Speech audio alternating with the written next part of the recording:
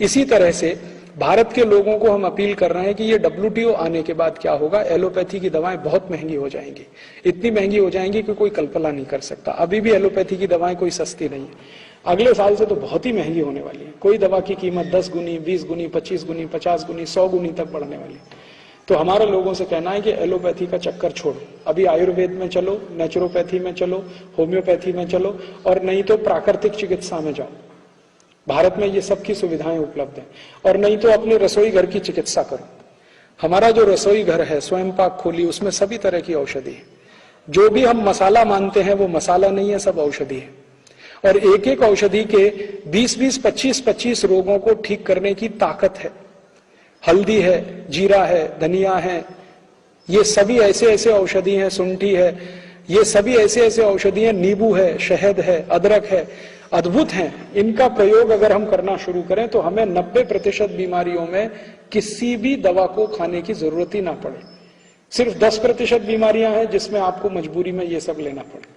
और उससे भी ज्यादा हमारे पास गाय का मूत्र है जो हर गांव में उपलब्ध है, और गाय का मूत्र 48 रोगों की सबसे अच्छी औषधि है। भारत में भी सिद्ध हुआ है और अमेरिका और यूरोप में भी अब सिद्ध हो चुका है। और भारत में तो चरक संहिता, सुश्रुत, भाव प्रकाश, निघंटु, सभी शास्त्रों में स्पष्ट कहा गया है गोमूत्र बेस्ट मेडिसिन है। हमने खुद 6-7 साल इस पे बहुत एक्सपेरिमेंट किए, मैंने किए, मेरे दोस्तों ने किए। गाय मूत्र से खराब बीमारी ठीक होती है, डायबिटीज ठीक होता है, अर्थराइटिस ठीक होता है, गाउट ठीक होता है, ब्रोंकियल निमोनिया ठीक हो सकता है, इवन ट्यूबरकुलोसिस ठीक होता है गाय के मूत्र से। ऐसी ऐसी बीमारियां जिनका एलोपैथी में ट्रीटमेंट नहीं है। ऑस्टियोमाइलाइटिस एक बीमारी है जिसमें कोई ट्रीटमेंट नहीं है, बीमारी हो तो सीधे काट देते हैं हिस्से को, वो गोमूत्र से ठीक होता है। और भारत में बहुत स्थानों पर ये परीक्षण हो चुके हैं। तो हमने इस विषय पर एक पुस्तक बनाई है, गोमूत्र चिकित्सा, जिसमें 48 रोगों का इलाज आप घर में बैठकर गाय के मूत्र से ही कर सकते हैं। और स्वयं पाक खोली का अगर ध्यान दें तो 100 रोगों का इलाज आप अपने घर में कर सकते हैं स्वयं पाक खोली की मदद से। तो इन सभी चीजों का हम ज्यादा से ज्यादा प्रयोग करना शुरू करें तो ये WTO के दुष्चक्र से हम बच सकते हैं और हमारे करोड़ों लोगों को बचा सकते हैं। हमारी हर महीने एक मैगजीन निकलती है, अखबार निकलता है, उसका मेंबर हो सकते हैं, उसमें बहुत सारी माहिती आती है, वो आपको मिल सकती है। और एक लास्ट अपील कि भारत के शेतकरी बांधवों को बचाना है तो वो जो कुछ भी पैदा कर रहे हैं उसका ज्यादा से ज्यादा कंजम्पशन हम करना शुरू करें। जैसे भारत के कापूस पैदा करने वाले शेतकरी बांधवों को अगर कापूस का बराबर भाव दिलवाना है तो आप पहले खादी पहनना शुरू करिए, कॉटन के वस्त्र पहनना शुरू करिए। आप टेरिलिन, टेरिकॉट और सिंथेटिक पहनेंगे तो कापूस खरीदी होने वाली नहीं, और कापूस खरीदी होगी नहीं तो खादी बनेगा नहीं, कॉटन के कपड़े बनेंगे नहीं, तो उसको भाव कैसे मिलेगा। इसलिए भारत के कापूस पैदा करने वाले शेतकरी को भाव देना है तो खादी खरीदना शुरू करिए, कॉटन खरीदना शुरू करिए। गांधी जी कहा करते थे कि भारत के 1% खरीदें तो भारत के 5% लोगों को रोजगार मिल सकता है। और गांधी जी ने ये बात 1930 में कही थी, आज भी वो बात उतनी ही सही है। अगर भारत के 1% लोग सिर्फ खादी खरीदना शुरू कर दें, खादी पहनना शुरू कर दें, तो भारत के जितने बेरोजगार लोग हैं उनके 5 से 10% को काम मिलेगा। और भारत के सब लोग खादी पहनना शुरू कर दें, कॉटन खरीदना शुरू कर दें, तो भारत में 100% रोजगार मिलेगा, कोई बेरोजगार नहीं हो सकता। ये हमने करके देख लिया है।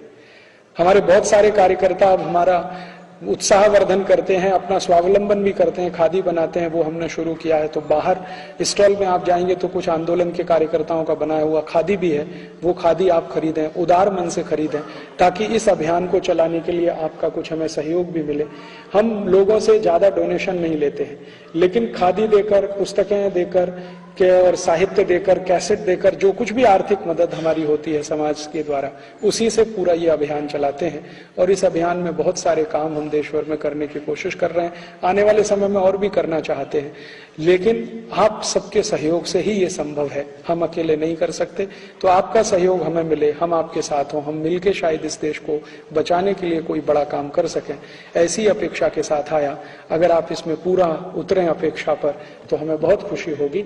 और एक बात कह के जाता हूं आपसे कि आप अगर इसमें सहयोग करेंगे तो ये अभियान जल्दी पूरा होगा, नहीं करेंगे तो भी होगा, बिना आपकी मदद के भी होगा, लेकिन देर में होगा, बस इतना ही फर्क है।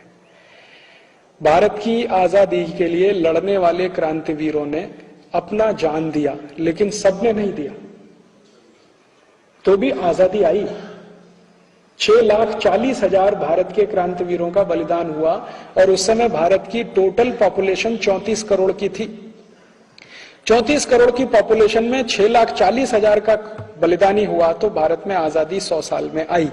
अगर ये 34 करोड़ की पॉपुलेशन में डबल होता, 12 लाख क्रांतिवीर होते, 18 लाख होते, 20 लाख होते, 25 लाख होते, तो आजादी शायद और जल्दी आ जाती। ऐसे ये WTO के खिलाफ हम जो अभियान चला रहे हैं ये सफल होगा।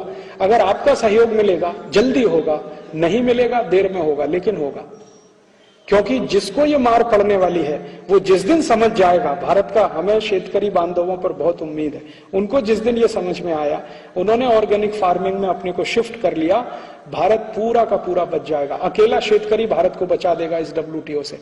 अगर वो ऑर्गेनिक फार्मिंग पे शिफ्ट हुआ तो इसके 3 परिणाम आएंगे। एक तो यूरिया DAP सुपर फॉस्फेट का खर्चा खत्म, डीजल का खर्चा बहुत कम, पेट्रोल का खर्चा बहुत कम, बाहर से आने वाली आयातित वस्तुओं का खर्चा कम। एक और ऑर्गेनिक फार्मिंग से जो पैदा हुआ भोजन हमको खाने को मिलेगा तो 80-90% बीमारियां खत्म।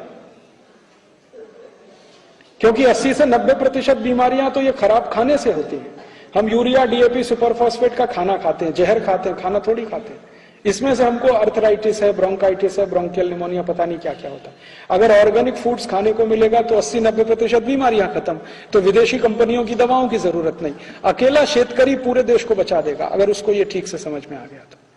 इसलिए मैंने आपसे कहा कि आप सहयोग करेंगे तो ये अभियान जल्दी ही सफल होगा, 3 साल में, 4 साल में। आप नहीं करेंगे तो 5 साल में होगा, 8 साल में होगा जरूर, लेकिन जब ये सफल होगा तब आपको अफसोस होगा कि आपने इस अभियान में सहयोग नहीं किया। और आने वाली जनरेशन आपसे पूछेगी कि इतना पवित्र और बड़ा अभियान जब चल रहा था देश का तो तुमने सहयोग नहीं किया। तो आपकी गिनती फिर वही तरह से होगी जो हिंदुस्तान में आज होती है। हमारी गिनती भगत सिंह, ऊधम सिंह, तात्या टोपे, झांसी की रानी लक्ष्मीबाई, नाना फडणवीस, चाफेकर बंधु, वासुदेव बलवंत फड़के, ऐसे लोगों में हो आने वाले समय में, वो आपके सामने है। और आपकी गिनती मीर जाफर, जयचंद, अमीचंद में हो, वो आपके सामने है। आपको तय करना है आपको किस रास्ते पर चलना है। आभार, धन्यवाद।